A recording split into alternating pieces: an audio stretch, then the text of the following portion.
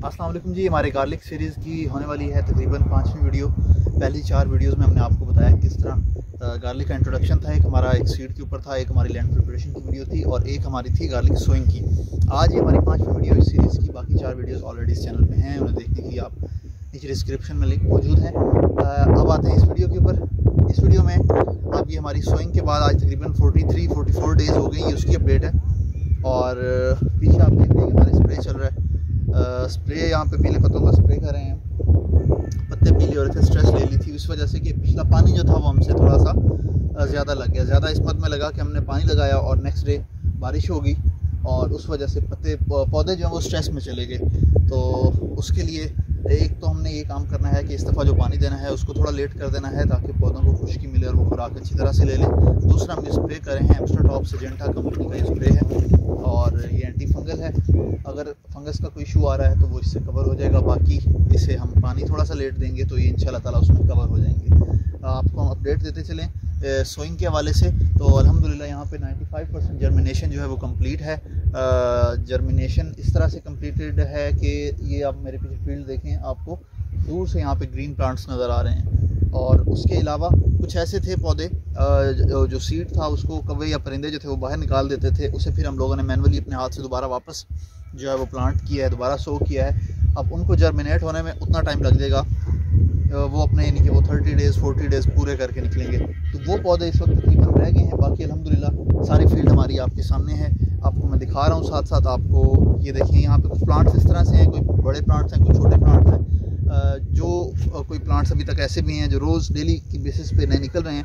अभी कैमरा में आपको हम दिखा रहे हैं, सामने स्क्रीन पे आप देखेंगे कि कोई प्लांट जो है वो छोटा है, कोई बड़ा है, इस तरह से डिफरेंट किस्म के प्लांट्स हैं।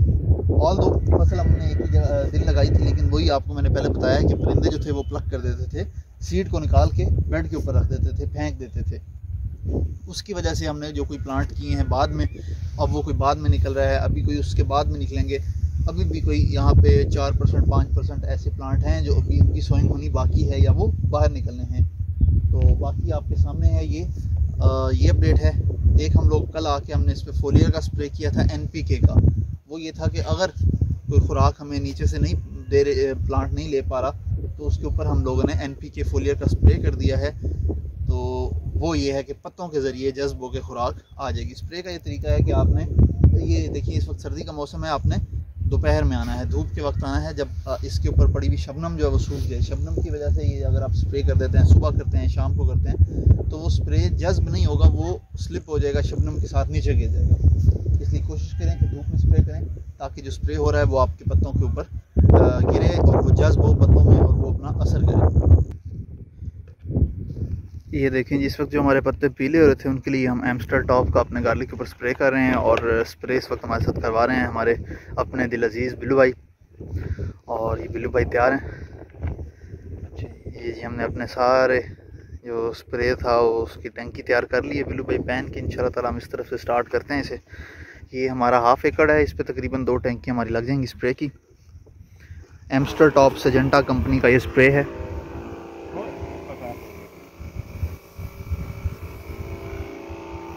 ये देखिए जी,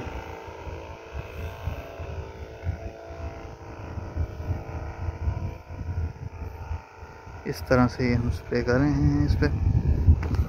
तो ये थी हमारी जर्मिनेशन की अपडेट। अल्हम्दुलिल्लाह बाकी वीडियोस आपके सामने हैं, स्क्रीन पे आप देखें कि ये किस तरह हमारे प्लांट्स जो हैं वो इनकी जर्मिनेशन हुई है अल्हम्दुलिल्लाह बड़े ज़बरदस्त तरीके से। और उसके अलावा इसके बाद जो भी अपडेट्स आएंगी वो आपको इंशाल्लाह इसी चैनल पर मिलेंगी। तब तक के लिए इजाज़त दीजिए, अल्लाह हाफ़िज़।